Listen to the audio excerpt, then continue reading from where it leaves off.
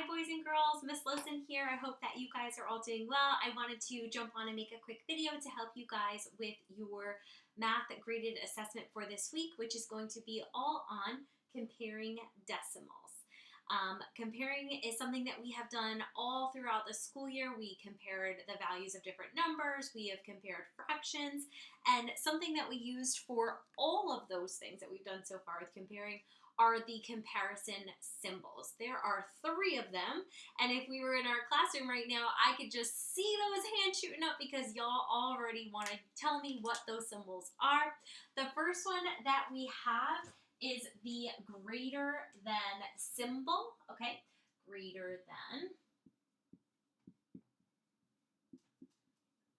The next symbol that we have would be our less than symbol.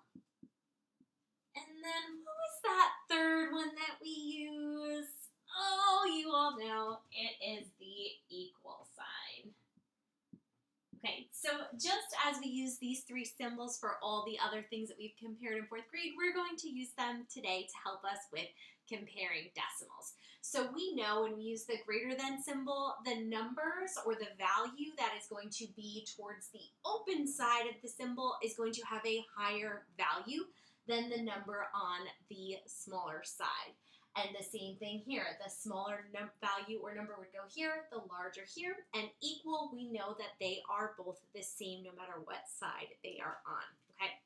So today what we're going to do is we are going to look at some examples of comparing decimals. So comparing decimals and comparing fractions are really kind of similar. So what I've done for you guys is I have made us a little picture to help us. So here I have 2 different hundreds frames, but I have tens shaded in here, okay? So here I have a group, there's 1, 2, 3, 4, 5, 6, 7, 8, 9, 10 total.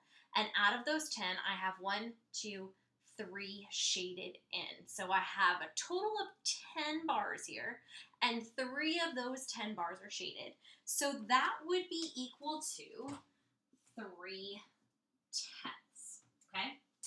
On the other side, on this side now, I also have 10 total bars, but instead of having 3 shaded, I now have 1, 2, 3, 4 shaded.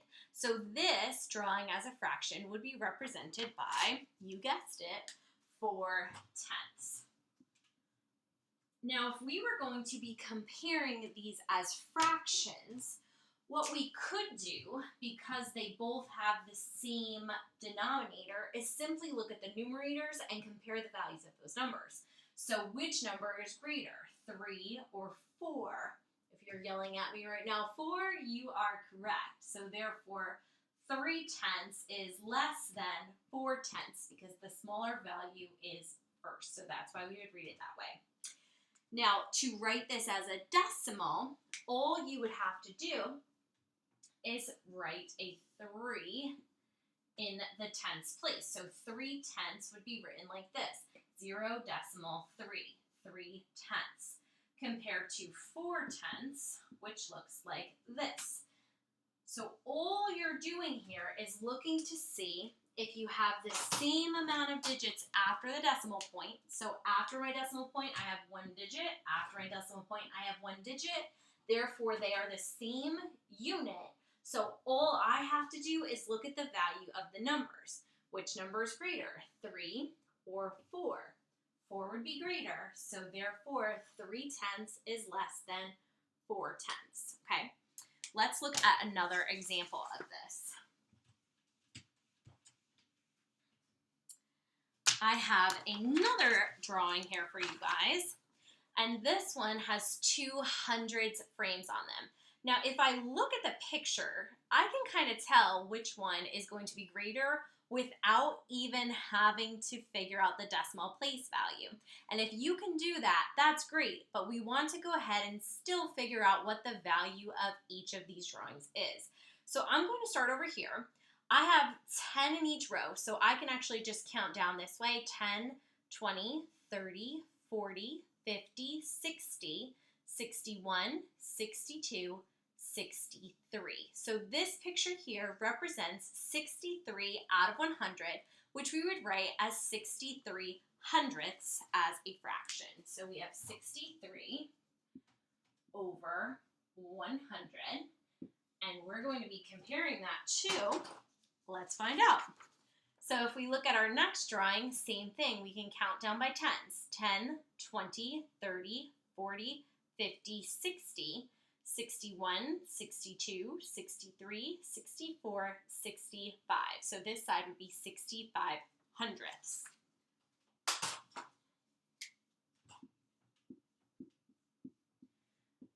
Now, because these both have the same denominator, the same unit, we can simply look at the numerators to compare them. Which number is greater, 63 or 65? Well, 65. So we would read this as 63 hundredths is less than 65 hundredths. If I were to write this as a fraction, it would look like this. 63 hundredths compared to 65 hundredths. I have 1 digit, 2 digits, 1 digit, 2 digits. My values both end in the same place. They both end in the hundredths place, and therefore all I have to do is look at the number and say, which number is greater, 63 or 65? Well, 65 is greater, so therefore 63 hundredths is less than 65 hundredths, okay? Now, sometimes you guys may come across something that looks like this. You may have something that has, let's say, 8/10 compared to 80 hundredths, okay? Now, if we look at these, do you think we can just go ahead and compare them? Or do you think we would have to change them to be the same unit? Here, technically, I have 8/10, and here, technically, I have 80 over 100. Now, if these are fractions, can I go ahead and just compare them? Or would I have to find an equivalent fraction? If you said find an equivalent fraction, you are correct. And now you'll know I love multiplication more than I love division, so I'm going to keep this 100, and I'm going to rename 8/10 to have a denominator of 100. So to get from 10 to 100, I multiply by 10, and whatever I do to my denominator, I must also do to my numerator. Gosh, I miss y'all. It is not as much fun teaching to myself as it is teaching to all of you. 8 times 10 is 80. So an equivalent fraction for 8/10 would be 80 hundredths. We said this was 80 hundredths. Now this is why this works, but there's a really cool trick. It's something called the imaginary zero. So whenever you have a decimal point and you're comparing it to a decimal point that has a greater value, all you have to do is add a 0 to the place that is vacant or empty.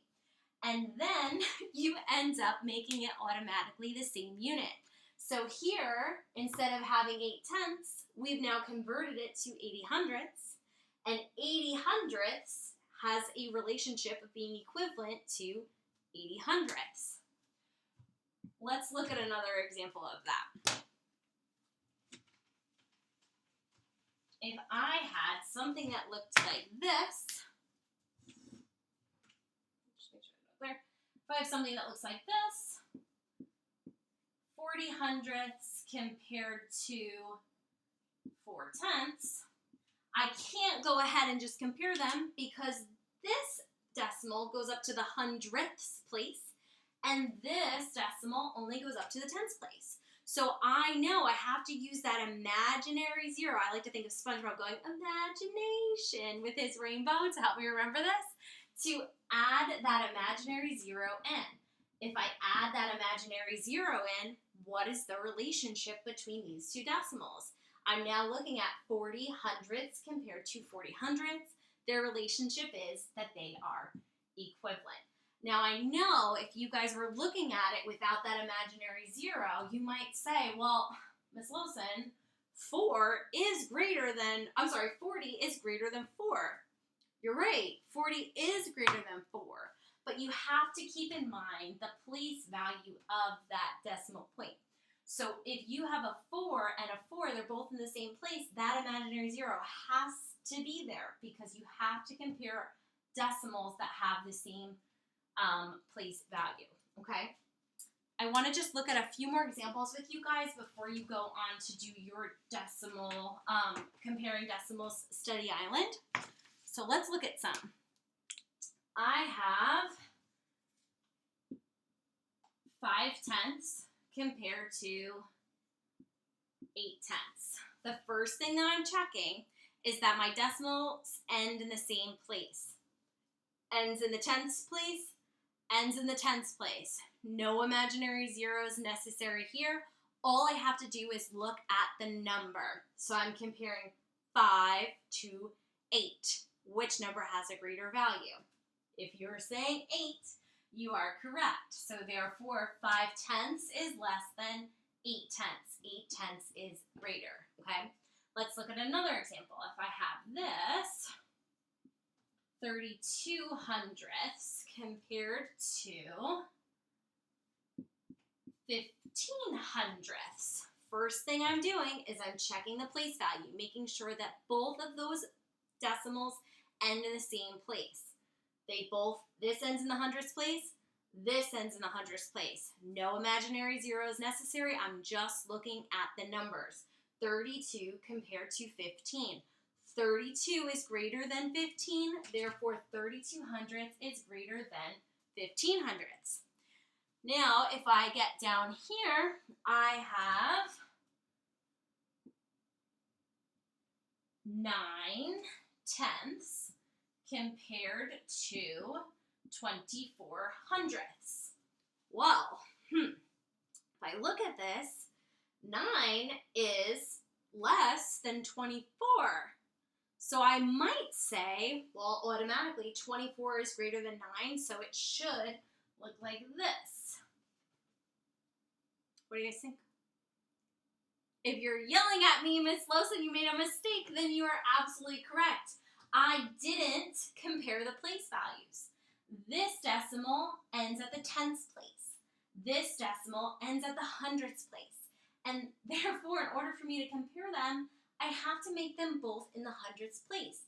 And I do that by channeling SpongeBob using my imagination and adding that imaginary zero here. That's a big difference between 9 and 90, don't you think? So if we look at this now, which number has the greater value? 90/100 or 24/100? If you're saying 90/100, you are correct, okay? Another one that you might see would be something that looks like this.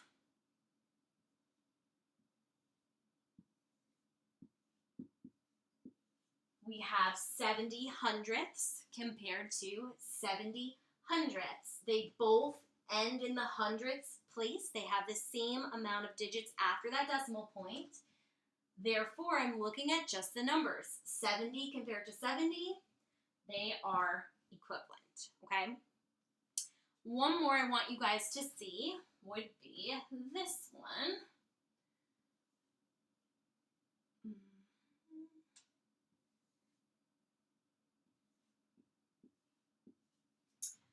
6/10 compared to 60/100.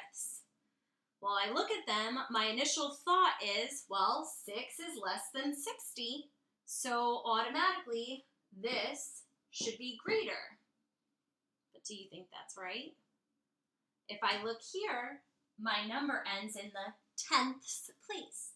If I look here, it ends in the hundredths place. So I have to add on that imaginary zero to be able to properly compare these. Now, if I look at them, I'm comparing 60/100 to 60/100, and they are also going to be equivalent. If you guys have any questions about comparing decimals, please, please, please have your parents send me a message through Class Dojo so that I can get on and help you through your assessment. I actually just saw one more that I want to go over with you guys that you might come across on Study Island, okay? If you have something that looks like this,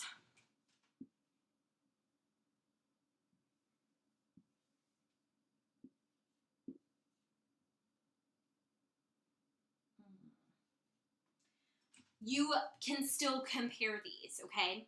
You would just look at the values of the numbers before the decimal point. You have to take that into consideration. So this would be 97 and 6/10. If I were to write this as a fraction, it would look like this.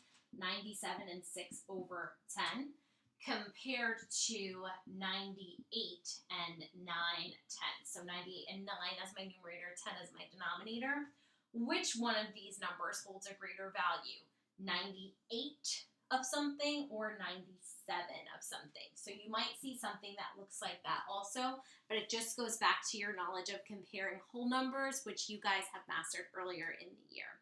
So again, if you guys have any questions at all about this assessment as you're going through it, please do not hesitate to reach out. I'm proud of you guys. I miss you guys. I'm sure you are going to be absolute rock stars at comparing decimals. Mwah! Have a great day. Good luck.